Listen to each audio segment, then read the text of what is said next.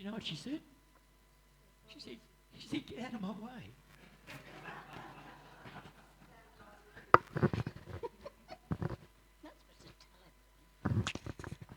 The reading today is from John chapter 6, verses 48 to 54.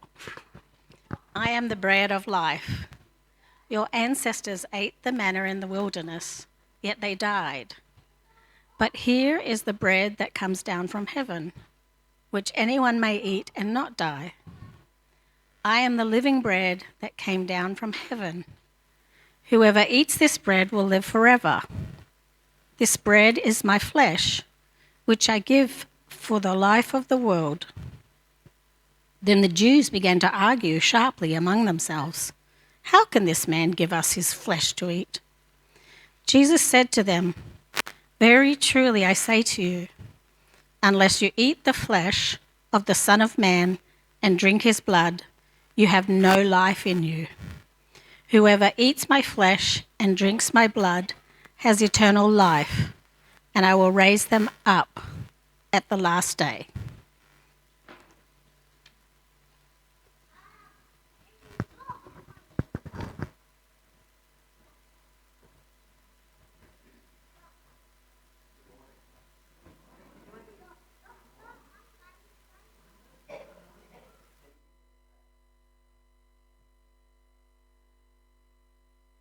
I'm on.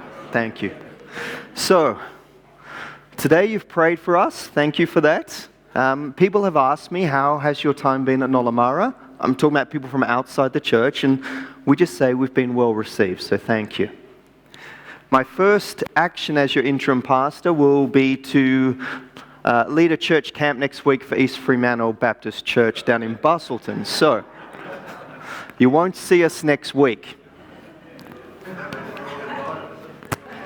Can I put Snook, the first one? So today I'm going to do a standalone message on John chapter 6. But in 2 weeks' time, I want to start a sermon series on the book of the Psalms. I love the Psalms, the breadth of human emotions, and the title of that series will be called No Filters. Okay, there's no need for filters when we come before God. Today's sermon is the bread of life. Now, most of you here, and I was thinking no one here, but I've since found out at least 2 people have heard of this film. It's from 1996. It's called Trainspotting. Now, it has nothing to do with trains. It's actually about heroin addicts in Scotland. Interesting film. The main character of the film is this man on the right. It's Ewan McGregor. The film begins with a scathing critique of Western society. This guy, Mark Renton, he offers his take on what life has become like in our modern materialistic world. He says, choose life, choose a job, choose a career, choose a family, choose a big screen television, choose washing machines, cars and compact disc players, choose the latest electrical appliances. Choose good health, low cholesterol, and dental insurance. Choose your friends. Choose a plan to pay off your mortgage. Choose a couch. Choose sitting on that couch, watching mind-numbing, spirit-crushing game shows, stuffing junk food into your mouth. Choose rotting away at the end of it all, breathing your last in a miserable home. Nothing more than an embarrassment to the selfish, messed-up brats you spawned to replace yourselves. Choose your future. Choose life. But why would I want to do a thing like that? I chose not to choose life. I chose something else. And the reasons? There are no reasons. Who needs reasons when you've got heroin? Now, I have to pause and take a big deep breath after reading all that. It's pretty intense. Now, on the surface, this sounds like nothing more than a cynical rant from a young man who is nonconformist. But if you scratch the surface, and the film will bring this out, what he's talking about can be boiled down to 2 simple questions. What is life, and where is it to be found? For many, life is found in getting a good job, to pay off the house, which you can fill with all the latest toys and gadgets, and where you can sit on your couch streaming Netflix or watching the latest reality TV program. Eventually you'll die, but don't worry, your kids can take your place in this circle of life. Now for him, if this is what life is, this guy says, I'm not buying it. I choose to find life somewhere else, at the end of a needle. And even though he says he needs no reason to choose heroin, he does have one. He's chosen to escape, because that's what drugs and alcohol and sex addiction is. It's an escape. He's chosen to escape because ultimately he's rejected the meaningless way of life handed down to him. This life of endless consumerism. For him, he sees this life for what it is. It's empty. And so, in a sense, you see in the film, he's searching. He's asking, surely there's more to life than this. I'm born, I go to school, I work, I die. And somewhere in between, I'm expected to fill my life with all this stuff and search out fun experiences just to make myself happy. And I reject that. Now, I'm not suggesting that it's only drug addicts that get this gnawing sense of emptiness inside their soul. Consider these words from a British journalist. Now, this man was an avowed atheist, yet he's perceptive enough to note the spiritual vacuum that plagues Western life. He writes, countries like ours are full of people who have all the material comforts they desire, together with such non-material blessings as a happy family, and yet these people lead lives of quiet and at times noisy desperation, understanding nothing but the fact that there is a hole inside them. That's perceptive. And however much food and drink they pour into it, however many motor cars and television sets they stuff it with, however many well-balanced children and loyal friends they parade around the edges of it, it aches. Our world is filled with people longing to satisfy this deep ache within their soul for something more. And so the question is, how do we soothe that ache? How are you going to soothe the ache? In John chapter 6, verse 35, Jesus declares, I am the bread of life. He who comes to me will never go hungry, and he who believes in me will never be thirsty. I am the bread of life. Let's commit this time to the Lord. Father, we thank you that we can come together today as your people. And even though we didn't get the benefit of sitting at the feet of Jesus, we can come today and gather around his word. Father, as we listen to the words of your Son today, I pray they would speak life to our souls, that your word would find that heart that is receptive, and that our hearts will be blessed and our lives will be changed for your glory. Amen. So we're going to look at John chapter 6. And the chapter begins with the feeding of the 5,000. Now, besides the resurrection, this is the only miracle that you see recorded in all four Gospels. But what you see in John is different. Unlike Matthew, Mark, and Luke, John records very few of Jesus' miracles. What he does record is 7 signs, and each is usually followed by a teaching which will explain the meaning of that particular sign. And so what we have in John's Gospel, Jesus feeds the 5,000. He takes the 2 fish and the 5 loaves, and he proceeds to meet the people's physical needs. But John then he goes on to tell how the purpose of the sign was to show that Christ alone, he is the only one who can meet our deepest spiritual needs. Let's pick up the story in verse 14. The people, they've experienced this amazing miracle. And you know, the crowds, they're just excited. Jesus has fed 5,000 people with very little food. And they say, surely this is the prophet who was to come into the world. Now, what they're doing here is referring to the prophet that Moses spoke of. He's the one. He's the man that Moses spoke of. And John writes, Jesus, knowing that they intended to come and make him king by force, withdrew again to a mountain by himself. You see, Jesus doesn't want to be part of some unruly mob. He doesn't want to be the figurehead for some futile uprising against the Romans. That's not why he came. So what he does is he escapes. When the 12 get into a boat, they cross over to the other side of Lake Galilee. What Jesus does is he stays behind, but then he uses the cover of night to walk out to them on the water. The next day, the crowds, they wake up and they realize Jesus is gone. He's moved on. And so what they do is they set out to search for him. And knowing that he didn't leave in the boat with his disciples, when they find him, they ask, "Rabbi, when did you get here?" Listen to Jesus' response. Verse 26. "I tell you the truth. You were looking for me, not because you saw miraculous signs, but because you ate the loaves and had your fill." Listen to how one author paraphrases this. "You were seeking out for me because of what I gave you. You're like stray cats that follow, not out of any attachment to a new owner, but simply because you remember who fed you last. You're not converts, you're consumers." That's one author's paraphrase. Then Jesus, he's unwilling to gather a crowd of consumers. He doesn't want that. So what he does is he's going to sift them out. He begins to preach possibly his most unpopular sermon. I want to spend the rest of our time today just considering two main points from this sermon. The first point concerns our spiritual hunger. In verse 27, Jesus cautions the crowd against working for food that spoils.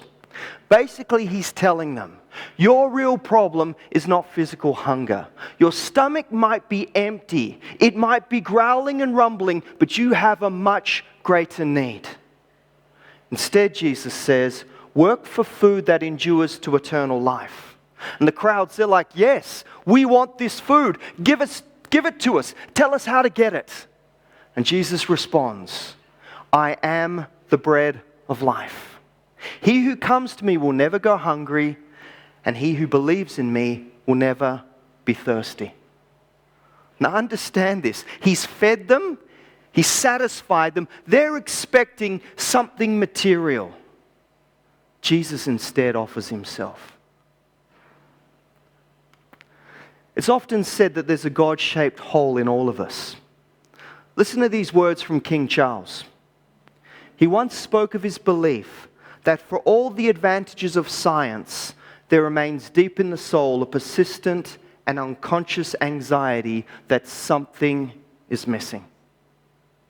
This is a man who was born with a silver spoon in his mouth. He has lacked for nothing, and yet he knows that something is missing.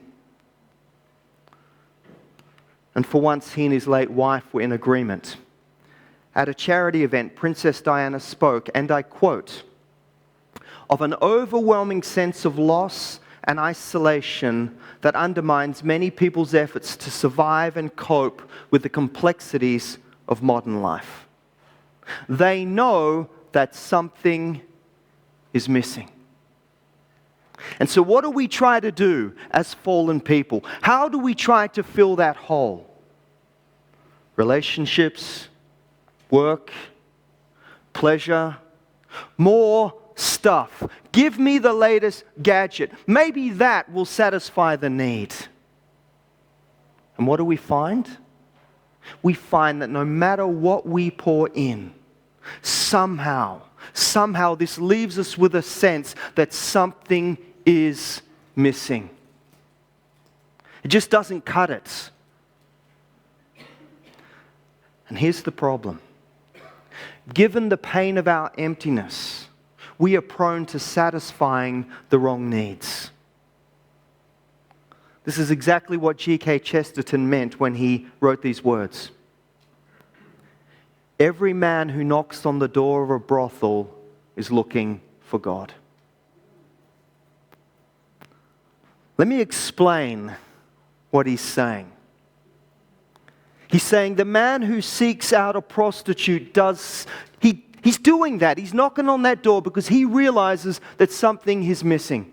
He can feel this ache in his soul, and as he stands at that door and knocks, even though he doesn't realize, what he's actually trying to do is to fill that God-shaped hole. He's looking for something, a pleasurable experience, albeit fleeting, that can actually ease the pain. And it's a pain he feels because something's missing. Can I ask you, do you know what's missing? What's missing is the connection we need with our Creator. That connection that every human heart longs for with the one who made them. When Jesus says, I am the bread of life, he's saying two things. Firstly, I am. It's one of the 7 I am sayings in John's Gospel. The words of God to Moses in Exodus. I am. Jesus is saying, I am Yahweh. I am the Creator God. I am the one who made you. I am the one you need a connection with. I am the bread of life. He's saying that He alone is the one who can satisfy this spiritual hunger that's in every human heart. Jesus is saying He alone is the one who can meet the deepest human needs. Before I met Christ, my life philosophy was this. And I probably was, thinking like this as an 18-year-old. I'll be happy when, and I had a list. I'll be happy when I have a well-paying job that can finance the lifestyle that I want to live. I'll be happy when I have a girlfriend who absolutely adores me and a few secret girlfriends on the side. Now, my wife already knows this. This is before I met Jesus, remember. I'll be happy when I have a circle of friends with whom I can indulge my sinful pleasures. My drinking buddies, my football buddies, my drug buddies. By age 25, I had all these things. I had it all. And I can tell you, it wasn't enough. It was never enough. I was a broken shell of a man. In fact, I would say at age 25, I wasn't a man, I was a boy. I was a boy trapped in a man's body. I was broken. Empty on the inside. And it didn't matter what I did. It didn't matter how many drinks, or how many drugs, or how much sex. I couldn't fill that hole. And I remember I used to think to myself, is this it? Is this as good as life gets? Surely there's something more to life than this. I go to bed, wake up in the morning, go to work to finance a life that I want to live, that I thought would make me happy, and where's it leading me? How many people actually go through life like this? They're searching for that one thing. The one thing that they hope is going to bring lasting satisfaction. That one thing they believe foolishly will fill the hole. I like what Nicky Gumbel said in the Alpha videos. He quotes a Japanese woman who put it like this. In Japan, we need to eat rice. And it's like we've got two stomachs. We've got one stomach for ordinary food and one stomach for rice.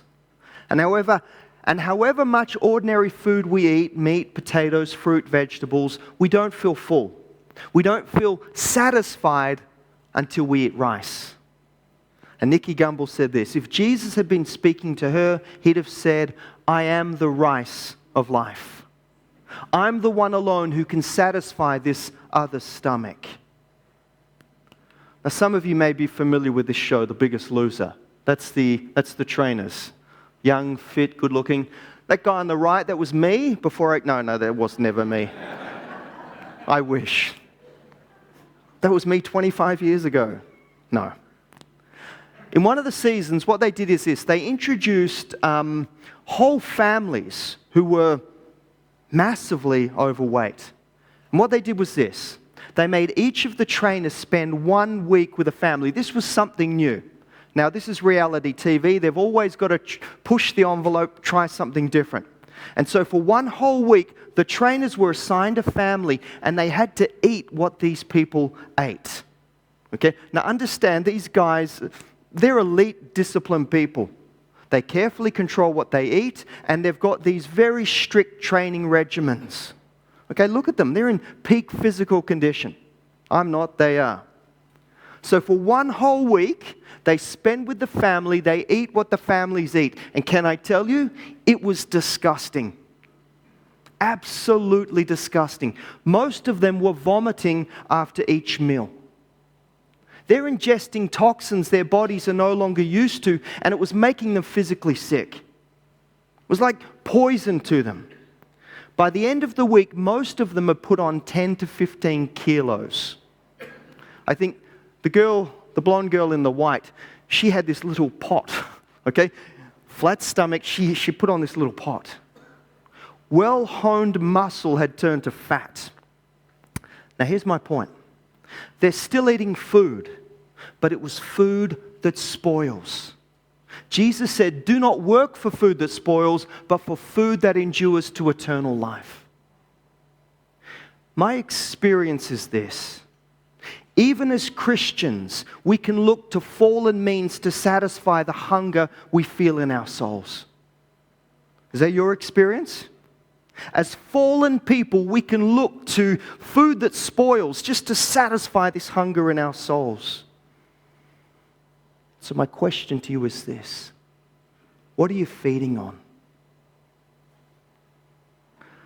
I can tell you this is something the Lord challenged me with about 2 weeks ago. I was driving just up Ravenswood Drive, and the Lord just hit me with this.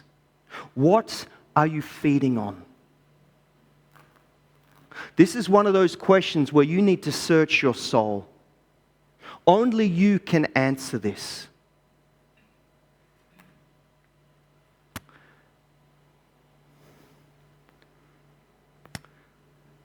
You might say, but Jamie, didn't Jesus say, he who comes to me will never go hungry? Pastor, if that's true, then why do I still feel this ache within me for something more? I've come to Christ, I've walked with Him, I know Him, but at times I still feel that deep hunger. Can I tell you, when you feel that ache in your soul, it doesn't mean that the promise of Jesus has failed. It's simply a reminder that you need fresh bread. We know this, but we need to really understand it. Our souls will never be completely filled with the presence of Christ until we see Him face to face. And until that day, as we groan, as we wait, we're going to feel the hunger. But as fallen people, the temptation can be to reach out for food that spoils. So be careful. Watch what you're feeding on. Fresh bread's not found in the dumpster. Jesus would say, don't settle for food that spoils.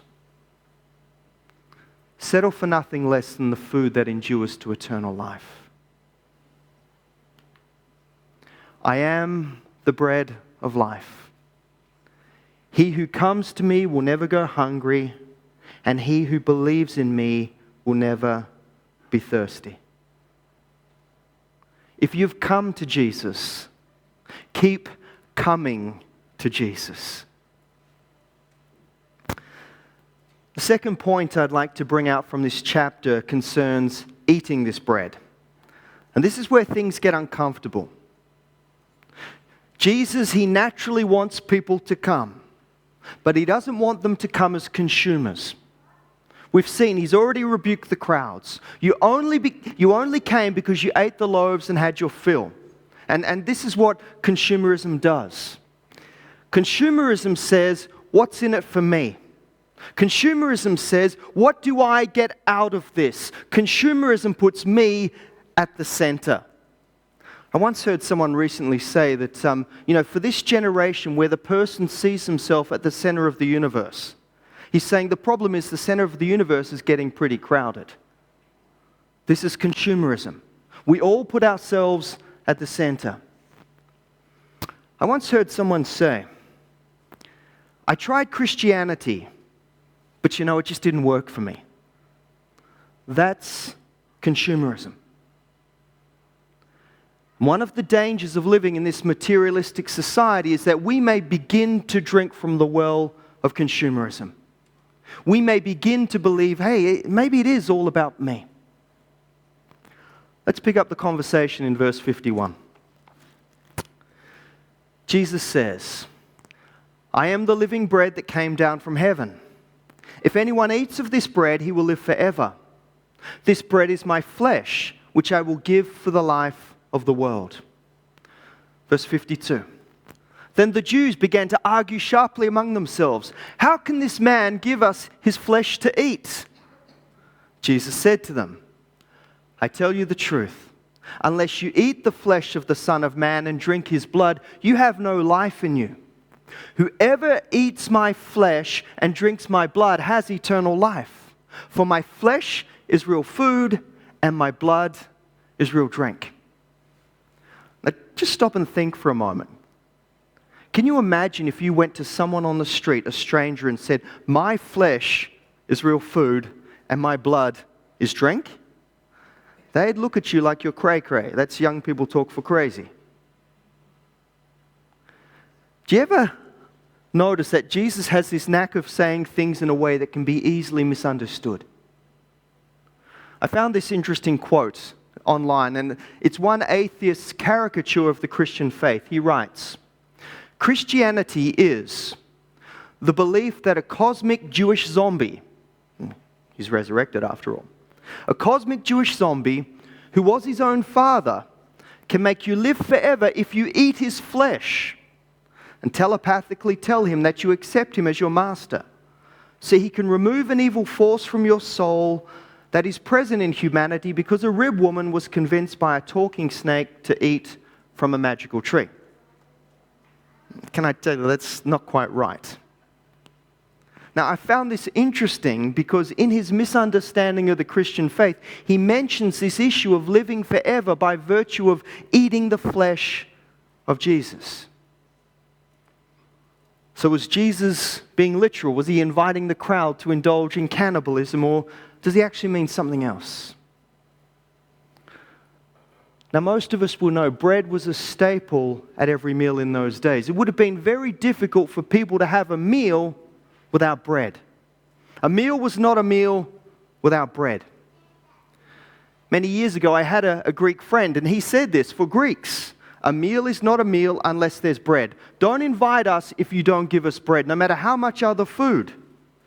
It's not a meal. For Italians, a meal is not a meal without pasta. You go to Africa, for many African cultures, a meal is not a meal without beans or without maize. The point is this: many different cultures have staple foods, and a meal is not a meal without that staple. Jesus is saying that life is not really life unless we partake of Him. Now, we can use these words, but what do they really mean? What does it really mean to partake of Jesus? To eat His flesh and drink His blood? I think this can be best explained by way of a story, so let me read. One day, the leaders of a village decided to hold a feast in honor of their chief. He was a great man. They wanted to bring him honor. And everyone says, we'll all make a contribution. So the men, they go out to hunt and gather. The women stay behind and wait. They're going to prepare the food. And then the leaders turn to the animals of the village. They had chickens and pigs. Would you honor our chief by making a contribution to the feast? The chicken thought about it for a while and then said, sure, I will gladly make a contribution. At that and it's hard to do this without the actions, she squatted down, let out a squawk. I won't do the squawk. And she produced an egg. What has the chicken done? The chicken has used her God-given gifts to serve others. The Son of Man came to serve, not to be served. Consumers say, here I am, serve me. It's all about me. Jesus, on the other hand, says, I want you to come to me, and I want you to partake of my life by reaching out and serving others. You cannot partake of the life of Jesus if you're not willing to serve. That's what it means to follow Jesus. The leaders then approached the pig and they asked the same question. Would you honor our chief by making a contribution to the feast? Now the pig has been watching and listening. He's already seen and heard about the chicken's contribution. And as the pig begins to think about what he can offer, he begins to stress. It's like little piggy sweating. I would dearly like to make a contribution to the feast to honor the chief, said the pig. But you see, for me, it's not as easy as it is for the chicken. In giving an egg, the chicken makes a contribution. But if I give something, it's going to cost everything I have. What does it mean to partake of the life of Jesus? It means self-sacrifice. It means living lives of costly obedience. Here's the way one commentary puts it. To eat the flesh of the Son of Man and drink his blood is not to merely partake of the benefits of Jesus' death. And let me pause for a second. We do partake of the benefits of Jesus' death, and we're thankful for that. But there's more. It's more than partaking of benefits. It's also participating in the death itself by becoming his servant and disciple. Consumers, they love the benefits. But Jesus wants disciples. He puts it more clearly in these words which happen to be his most quoted words in all the Gospels. If anyone would come after me, he must deny himself, take up his cross and follow me. For whoever wants to save his life will lose it, but whoever loses his life for me will save it. The crowds, they've sought out Jesus. They're there. They just want another free lunch. And Jesus says, actually, I want you to die to self. I want you to lose your lives for my sake. Can I tell you, this is where real life is found. Real life is found when we don't make it about us. Real life is found when we give our lives as instruments to Jesus. Now, do you think this made the crowds happy? Do you think they were pleased? Let's go back to the text. Now, I mentioned earlier that this is probably Jesus' most unpopular sermon. Look at verse 60. On hearing this, many of the disciples said, "This is a hard teaching. Who can accept it?" Now, think about this. The thought of drinking blood is abhorrent for most people, but for Jews, this actually violates the law of Moses. This is a hard teaching. They can't accept it. But Jesus, he's going to keep pushing. Verse 61. Aware that his disciples are grumbling about this, Jesus said to them, "Does this offend you? Are you offended here?" Now, the Greek word here is the word for scandal. The word offend is actually the Greek word scandal. But in context, it means to cause someone to stumble. So what we have is this scandalous teaching from Jesus about eating his flesh and drinking his blood. And the response from the crowds is that it causes them to stumble. They're going to fall away in unbelief. Verse 66. From this time on, many of his disciples turned back and no longer followed him. Well done, Jesus. The crowds are there. Satisfy them. Give them more. That's not why he came. They all turn away. G.K. Chesterton penned these famous words. The Christian ideal has not been tried and found wanting. It has been found difficult and left untried. That's exactly what's happening with the crowds. This is too difficult. We don't want to try this. Can I tell you, the call to find your life by denying yourself to display God's love to a self-seeking, self-serving world, it sounds crazy. And so for some, for many, it's too much, it's too hard, away we go. Forget about church growth strategies from this sermon. As one author called it, he said it's Jesus' church shrinkage program. Now it's true, Jesus does want growth in his church, but it's not just numerically. He wants his church to grow into the image of his Son. He wants the life of Jesus to be realized in us, his disciples. That's what it means to partake of Jesus' flesh and blood. One theologian put it this way: while 4 billion served may justify McDonald's existence, 4 billion saved is not a worthy goal for Christianity if we have to amend the gospel and create consumers rather than disciples. Jesus doesn't alter the message. He doesn't say, well, wait, guys, come back. No. He lets them go. He doesn't follow them. He doesn't pursue them. He doesn't change his message. What we do see, though, is he turns to the 12 and he asks them, you do not want to leave too, he says. And even though they likely didn't comprehend what it is he just told them, they probably got no idea in their mind what it is he said. Simon Peter, who is ever the impulsive one, he answers very quickly and he says this: Lord, to whom shall we go?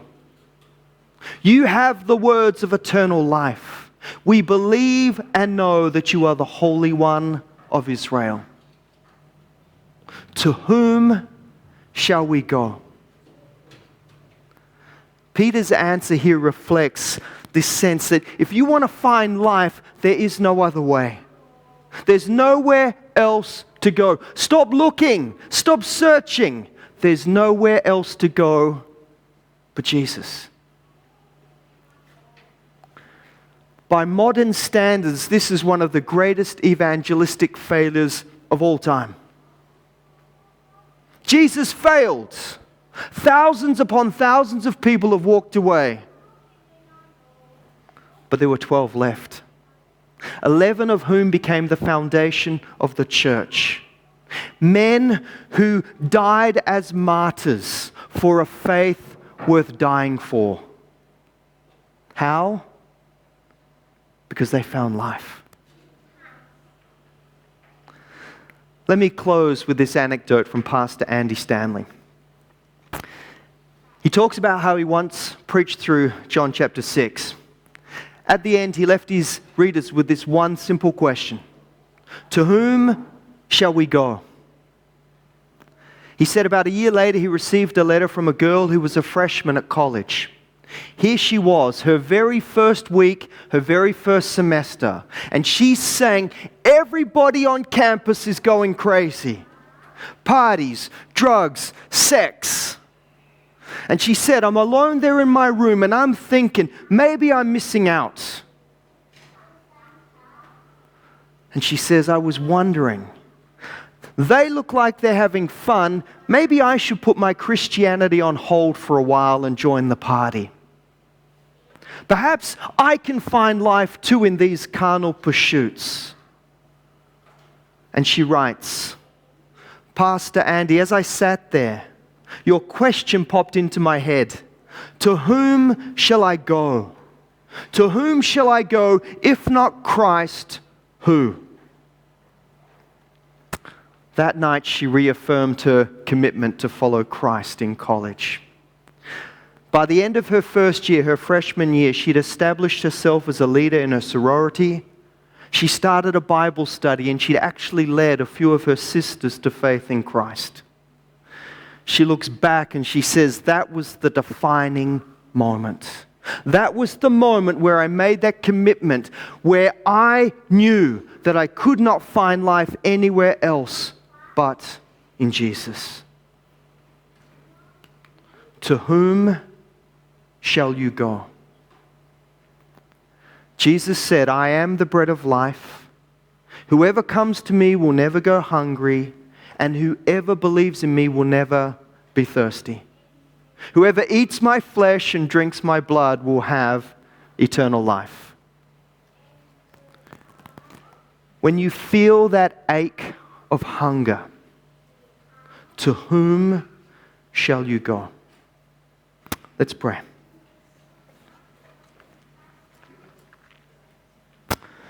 Father, we acknowledge, well, for most of us here, you've saved us. You've revealed Christ to us. And we have come, tasted, and seen that the Lord is good. But Father, we acknowledge we live in a world full of distractions. A world that seeks to pull us in many directions. A world that seeks to tempt us that life can be found somewhere else. Father, I pray that we would resist these temptations. And Father, despite the ache we may feel in our hearts at times, even as followers of Christ, that we would know this ache is a reminder that we need fresh bread, that we need to keep coming back to Jesus. Father, keep us faithful in this call until the day we see Christ face to face, when our soul shall rejoice, overwhelmed, filled with the presence of our Savior. And all God's people said, Amen.